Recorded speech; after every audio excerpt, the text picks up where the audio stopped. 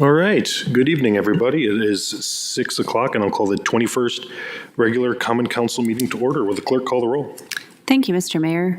Alderperson Bellinger. Here. Alderperson Borse. Here. Alderperson Close. Here. Alderperson Decker. Excused. Alderperson Gravine. Here. Alderperson Heidemann. Glad to be here. Alderperson Menzer. Here. Alderperson Mitchell. Here. Alderperson Perella. Here. Alderperson Rust. There are 9 present. All right. Thank you. If folks here could please stand for the Pledge of Allegiance.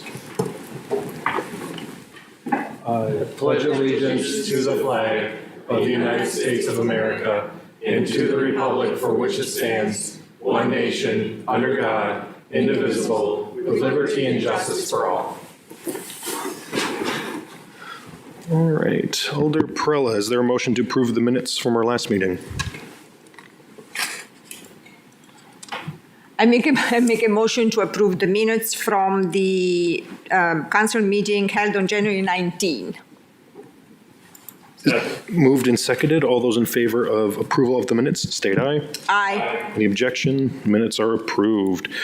Next, mayoral appointments, city attorney. Thank you. Marlo Testweed, H.C. Dennison, David Gass, Rhodey Dales, Andrew Jackas, EOS, Rick Grant, RGA PR, Sarah Woozencraft, Relish, to be considered for appointment to the Harbor Center Business Improvement District. Continue? Yeah. Barbara Alvarez, to be considered for appointment to the Library Board. And those will lay over.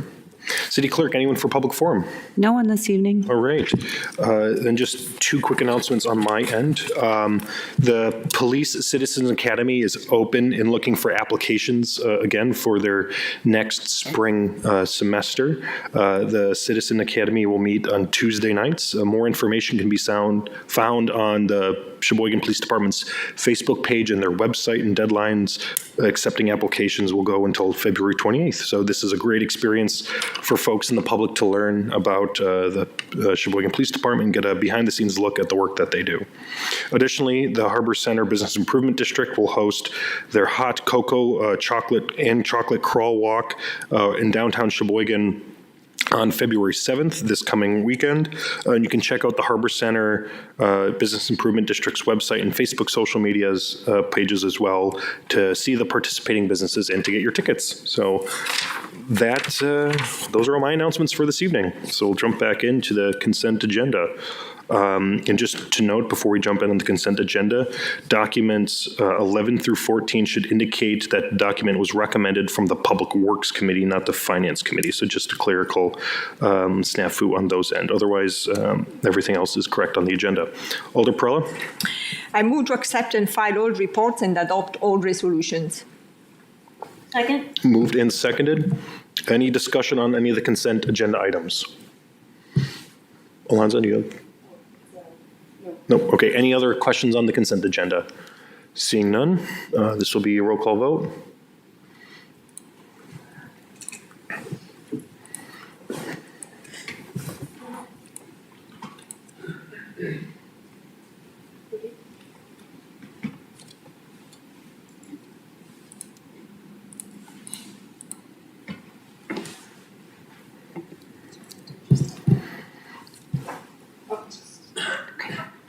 Nine ayes. All right, that is approved.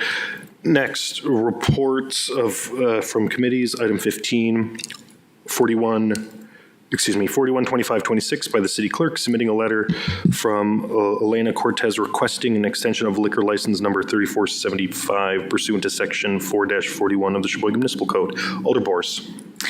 Thank you, Mr. Mayor. I move to file the report and grant a 4-month extension. All right, is there a second? Second. Moved and seconded under discussion. Alder Heidemann. Yeah, thank you, Mayor. I'd like to make a motion to deny the extension. All right, there's been a motion to deny. Is there a second? Second. It's been moved and seconded under discussion. Alder Heidemann, you'd like to speak to your motion? I'd like to call on the chief. All right, Alder Zempel, excuse me, Chief Zempel. Sorry. Thank you. I just wanted to provide a little context about this decision, as I think it's an important one for the council. And I understand that the representative at licensing hearings and public safety last week was not called upon to speak. And so I just wanted to make sure that you all are making an informed decision and remember how we got here. First of all, I think it's important to remind the council that there is good reason why you have the ability to regulate businesses that serve liquor in our community, and it's because those types of businesses have a tendency to attract crime and disorder problems, and that it's very important that the council is on top of business management practices so that we can conduct those types of businesses, we can manage those types of businesses in our community in a safe way and make sure that there's accountability for their practices to avoid those risks. And so there's obviously a lot of authority that's granted to the council under the ordinances when it comes to businesses like this. It's not the only category. The other point I would raise is that the number of Class B liquor licenses are restricted by statute, and so there's only so many of these licenses that are available for the community, and that there are always businesses that are looking to have a chance to apply for those licenses every time one comes open. And so the current circumstances that you have one that's active for a business that's in a building that's been condemned by the city and at least to date does not have any permits pulled according to the planning department for the work necessary to remediate the significant safety problems with that structure. And so it's unclear what the plan is for work to actually get the building in a position where the licensed premise could operate and use the license. But it's been condemned for 7 months now. The other thing, just as a reminder, is that there were significant crime and quality of life problems that this business was creating for the surrounding neighborhood, and I just want to walk through some of the things that happened. In early 2024, it was May of 2024, the police department declared this business a chronic nuisance. I can tell you that declaring businesses, especially a chronic nuisance, is rare in the city of Sheboygan. It's a process that we reserve when we've really run out of other ways to try to resolve problems with the management of that business that create crime and safety problems. And that was based on several incidents, including earlier that month in May, there was a physical disturbance, and then in April of that year, there was a subject who was outside and basically falling over drunk, and the staff was just sitting inside the bar watching the person fall over. And that essentially the officer during that incident had contact with the bar owner and license agent, Miss Elena Cortez, who basically told him that that patron was not actually purchasing drinks in the bar like he said. Instead, he was stealing drinks. And that was her excuse for why they did not overserve him. But she did not report that as a theft. There was another disturbance on January 21st of 2024, where we initially responded to a second location and learned that a disturbance had started at the bar at about 1:30 a.m. where patrons had been drinking and then got in a large fight there and were kicked out. However, they continued the disturbance by chasing each other across town in their vehicles and finding each other at a secondary location where they engaged in a fight with basically lawn implements as weapons during the fight. When we went back to the bar to investigate that fight to try to determine and identify people that were involved in it there, Ms. Cortez refused to produce video without a warrant, which is not a requirement, and that there was one of the subjects that we identified that had been drinking in the establishment who wasn't of legal drinking age as well. Obviously, every licensed establishment has a responsibility to ensure that underage consumption does not occur on their premise. We responded then after the chronic nuisance designation to a parking complaint there where neighbors were calling and were exasperated with the amount of vehicle parking around the bar and how disorderly that was and how it was causing problems with access to their property. And that contact with Ms. Cortez broke down and she began swearing at the officer and basically refused to assist with resolving the parking issues. We had a major disturbance on January 18th of last year, just over a year ago, where there was a large fight that spilled out of the bar. We were able to identify, and there was one subject that had a broken nose, which had made him the victim of a felony battery violation. Because of his identification and other circumstances, we arrested the bar owner's husband, Juan Negrete, for that violation. Unfortunately, I can't control what the district attorney's office did, and they declined to prosecute him on that violation. But the investigation showed that he was responsible for that substantial battery. And then, of course, I think everyone probably remembers that the most significant event was from last summer on June 30th, where they had a shooting inside the bar. Basically, two individuals became involved in a disturbance inside the bar, and one fired a gun at the other as he was leaving. When we responded to that incident, we learned that Ms. Cortez, again, the owner of the establishment and the license holder, delayed calling 911 for at least 5 minutes, which she admitted on the 911 recording of the call. And also on the call, she can be heard telling other patrons not to talk to the police when they get there because she doesn't want them to create problems for her. Then, while one of our officers is inside the bar interviewing witnesses to the disturbance, she's continually interrupting his interviews by yelling over him and telling them not to talk to the police. Now, we certainly recognize that there are certain types of businesses that have a tendency to create problems with criminal activity. And we certainly are willing to work with property owners and managers to minimize the impact that those things have. This isn't the first bar that's been declared a chronic nuisance. It isn't the first bar that's unfortunately had shots fired or shootings at it. But the difference is the consistent pattern that we have from this particular owner, who whenever the cops show up to investigate a crime that's happened to her patrons in her establishment, she repeatedly interferes with the investigation and refuses to cooperate to provide information so that we can provide justice to the victims that are her patrons. And so that's why I think it's important for you to understand why it's important for you to exercise your authority when it comes to managing risky businesses in our community. And that if we, as your police department, are to hold those businesses responsible for the way that they contribute to criminal activity and the impact that it has on our community, we need your help with that authority that you have to ensure that those businesses are behaving in ways that minimize that impact. Thank you. Thank you, Chief. All right, Alder Gravine. Police Chief Zempel, is there any reason why no one spoke out at the LIPS hearing last week?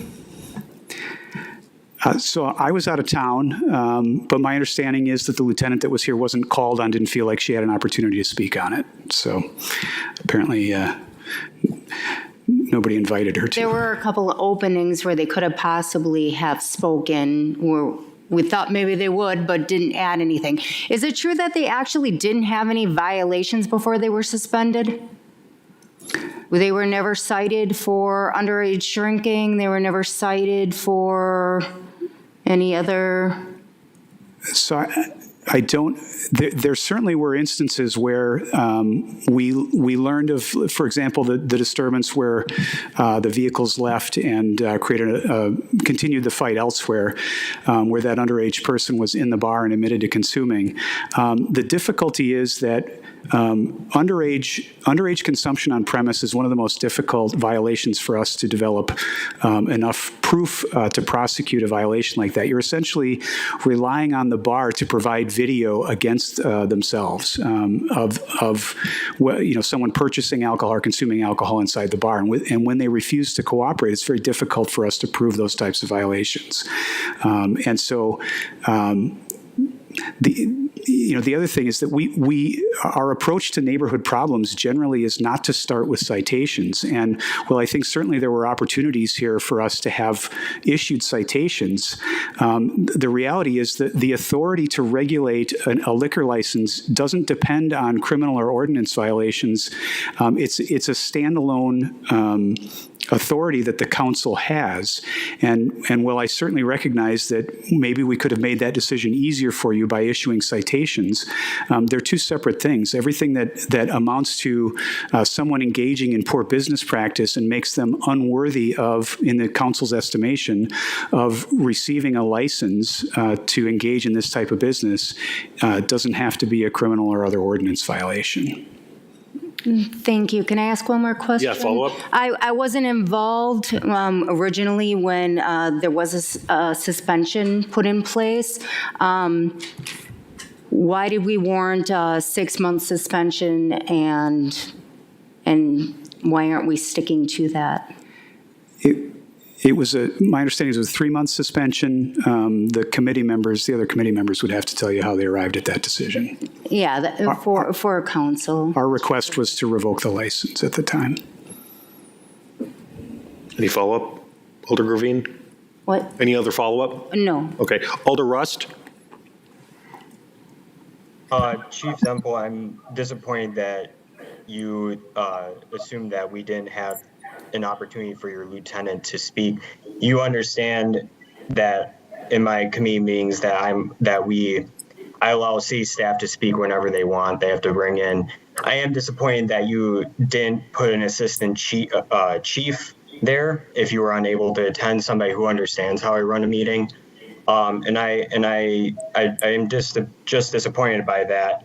I also think that this extension is given because when we suspended the license, we deemed an appropriate response. This just allows them to extend that suspension and allows them to get on their feet. They aren't making any money right now. And I think that what the committee decided is perfectly fine. Thank you. Chief Semple?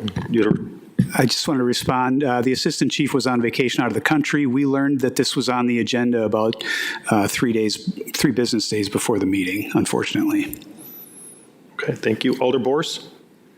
Thank you, Mr. Mayor. Much the same as I think the questions that Alder Gravine and that Alder Rust, the input that he shared, I'm kind of on the same page there. What I would say is that this feels like double jeopardy, I guess is the best way that I could express it, in the sense that we did have a hearing. The outcome of that hearing, I understand, was not necessarily what the police department would have liked to have seen happen, but we did make a determination based on everything that was presented to us at that time to implement a 6-month suspension, which has now been served and is the reason why, in part, the extension was requested. It was a 6-month extension that was requested. We did par that back to 4 months. And I think, the fact that no permits have been pulled is completely outside of Ms. Cortez's responsibility or her ability to directly impact because she's not the owner of the building. We did encourage her to seek a different premise, made it clear that if she's not able to reopen within that 4-month period and she is not located on another premise, that unfortunately that would probably be the end of the road for her. And I'll come now to a question for anybody on staff. Was Ms. Cortez notified that there was going to be further discussion about this issue as opposed to it being part of the consent agenda so that she could be here to represent? Who wants to take Alder Bors's question? Chief or City Attorney? The notice that is provided regarding the council agenda, just in the publications, is the only notice that was provided for this one. Okay, thank you. Additional follow-up, Alder Bors? No. Okay. Thank you. Chief, additional comments? Yeah, maybe Attorney Majerus can help me out here, but the decision on the suspension and the decision to offer an extension for non-operation are essentially two different processes. It would not be the first time that the city has denied or revoked a liquor license for non-operation. There was an establishment that, because they had not operated for 6 months, was basically not granted an extension or a renewal of that license. And so that was just a few years ago. And so again, I think that's really a separate question with regard to the competitive nature of the limited number of these licenses and whether it's appropriate to have a business that hasn't operated for 6 months, especially one that was given a 90-day suspension by this council compared to another bar that maybe just because they weren't open for 6 months might have their license revoked as well. All right, thank you, Chief. Alder Heidemann. Thank you. I want to apologize to the committee for not calling on the police department while we were in that committee on that committee meeting. But after making the vote in favor of doing it, I've had second thoughts about granting the extension. And not having been at the original hearing and watching it on tape, when that came to the council, I believe I voted against granting her an extension, or not. I voted against her having a license. Again, a lot of things happen here. I think we got a great explanation from the chief on this matter. Again, I just don't feel that we should be granting her an extension, and I'd appreciate the support of the Common Council. Thank you, Alder Heidemann. City Administrator. Yes, Alder Borsch, just to address the first part of your question, I don't think that got responded to. As far as setting the agenda, we just let the applicants know that it'll be moving on to council. Internally, we lay out whether it's going on consent based on unanimously passing. In this case, we had indication that an alder wanted to discuss it, which every alder has the right to make a motion and pull something off of consent. So being more transparent, we knew that was going to happen. We added it off the consent agenda. So just so that it was published that way. Alder Perella. Yeah, I just want to add that I don't feel comfortable with the idea of we made a decision after a quasi-judicial hearing. Then we met, so we decided about this 6 months ago. And to me, there is no new fact that to rehash, to address all the history, because we made a decision on that. And there is no, as far as I know, there is no new fact to be added for consideration to that. So I feel uncomfortable with making a decision now that is, again, we spend a lot of time thinking of before without any new evidence or fact since then. However, I also have a follow-up question to the city clerk. Are there people as of right now waiting on waiting list for this type of license right now? I don't know how many, but yes, we do have a waiting list. We also have one available because last time we had 5 available and the committee chose to give 4 and hold 1. So there is a Class B available right now. Very good. Thank you. Thank you, Alder Perella. Chief? I just wanted to respond. There is a new fact, and that is that they've been not in operation for 6 months, and that as far as we know, they've not pulled any permits for the necessary work to make the establishment worthy of occupation and to lift the condemnation. That in and of itself gives the council the authority to withdraw the license because of non-operation under the statute. Alder Perella, follow-up? That is a good point, and one that I would have liked to be reminded of when we made this decision also at the level of the license committee. My question is that by default? Is that something that happens by default just because there is a 6 months non-operation, then that is happens? I mean, how does that work from the legal perspective? From the legal perspective, City Attorney? If your question is why they needed to ask for an extension because 6 months had passed, like what the city has an ordinance that says a licensed premise that does not operate for 6 months may have their license revoked for non-use. Does that answer your question? Yeah, thank you for that reminder. Yes, so basically, what I said before still stands because, that happens, but we have to decide based on, we have to make a judgment call based on, is there anything new on this situation that may change our response to what we decided 6 months ago? Thank you. Just to clarify for members of the council, if the council tonight does not affirm the committee's original desire to do the 4-month extension, if the council instead wishes to deny that request for an extension altogether, the next step would be a license revocation hearing, which is a quasi-judicial hearing before the LHPS committee. Thank you, City Attorney. Alder Bors. Thank you, Mr. Mayor. I guess the only thing I want to point out is that while she has not been in business for the last 6 months, she's also been suspended for the last 6 months. So she would not have been able to operate regardless of that. And I just think that's worth pointing out. So thank you. Right. Thank you, Alder Bors. Any other discussion on the motion to deny the license? Seeing none, this is a roll call vote. Motion is to deny. I'm just going to call it in case we have another vote. Alderperson Bellinger. So the motion to deny, the yea vote would be to deny. Yes. Correct. Yay. Alderperson Bors. Nay.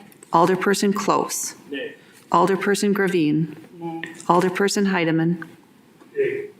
Alderperson Menzer. Yay. Alderperson Mitchell. Alderperson Perella. Alderperson Rust. Nay. 5 noes, 4 yeses. Okay, that motion does not pass. We're back to the main motion to approve. Any other discussion on the main motion? All right, hearing none, this will be a roll call vote.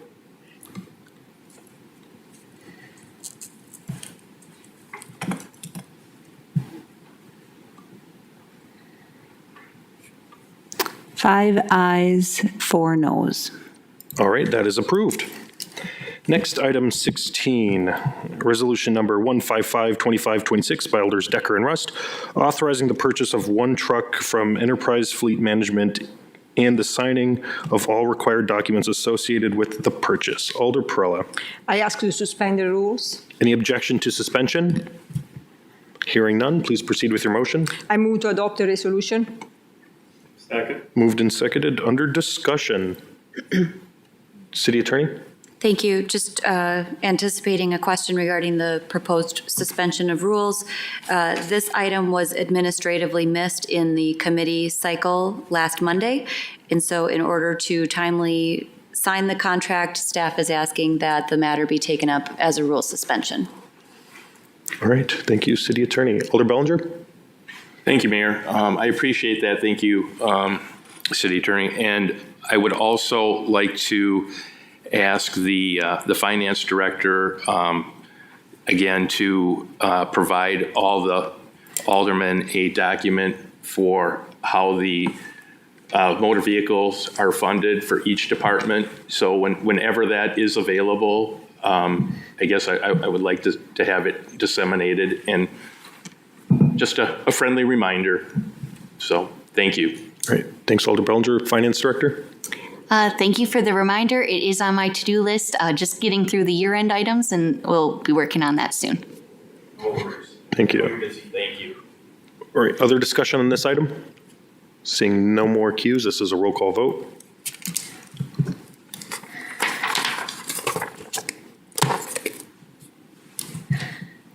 Nine ayes. All right, that is approved. Item 17, resolution number 160-2526 by Alders Decker and Perella, authorizing the appropriate city officials to execute a master service agreement between QuadMen LLC, Sheboygan County, and the City of Sheboygan and the Sheboygan Area School District and the Town of Sheboygan related to shared employee in health center. Alder Perella. I ask to suspend the rules. Any objections to suspensions? Hearing none. Please proceed with your motion. I move to adopt the resolution. To accept the resolution, sorry. All right, moved and seconded, under discussion. City Attorney? Thank you. The reason that we are asking for rule suspension on this matter is because the new care provider, QuadMed LLC, started in their services effective February 1. The contract was under negotiation for a period of time, given the number of parties involved and the transition in services from the prior vendor to QuadMed. So there was a fairly short time frame between negotiations and approval, so that is why we're asking for rule suspension. Substantively, QuadMed, I should say, the city participates in an employee clinic, which is available to employees of Sheboygan County, the town of Sheboygan, and the Sheboygan Area School District. That clinic is located near the downtown area, and it has historically been operated by a third-party operator. The most recent operator was Solidaritas, and in the fall, the parties went to RFP to secure new operators for the clinic. We all agreed that QuadMed was an excellent opportunity for the clinic to continue in its services and ultimately to grow, which is our hope. The services provided are the same. There is no interruption to those services. All of the service providers have transitioned over from Solidaritas to QuadMed, with the exception of one service provider who has retired unrelated to this transition. We do think this is a great opportunity to continue building the city's employee clinic, and we look forward to our partnership with QuadMed, so I'm hopeful that this will be approved tonight. Thank you, City Attorney. Any discussion on this item? Seeing none, this is a roll call vote.